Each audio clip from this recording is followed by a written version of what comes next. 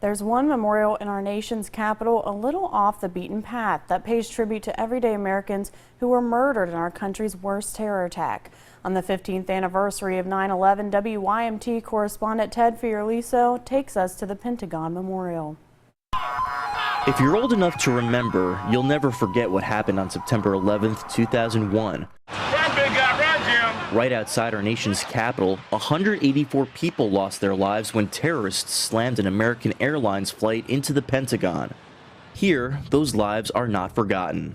It's a place where you can go and get inside and kind of get lost in your own thoughts. Jim Lachek lost his brother Dave in the building. He showed me around the memorial dedicated to the victims, right in the shadow of the impact site. His bench and this age line is pretty much right where the flight path of the plane came. At first, you see the obvious, 184 benches, each engraved with a victim's name.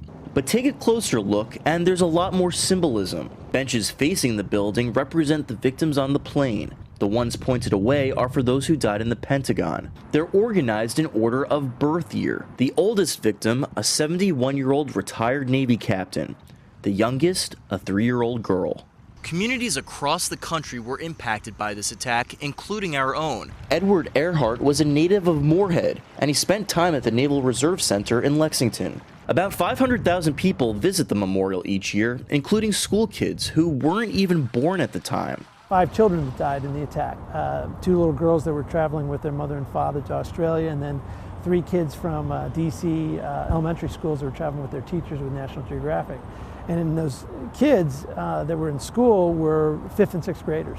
So it's interesting to see kids that are 5th and 6th graders gravitate towards those benches. But Jim says there are a lot more stories to tell, so he's helping to develop a plan for a new visitor education center, which he hopes will attract even more visitors. They honor my brother, they honor the families, they honor their memory by taking time to come here and spend some time here and remember what happened on that day. At the Pentagon, Ted Fiorliso, WKYT. Jim is hoping to raise $6 to $7 million for the visitor center.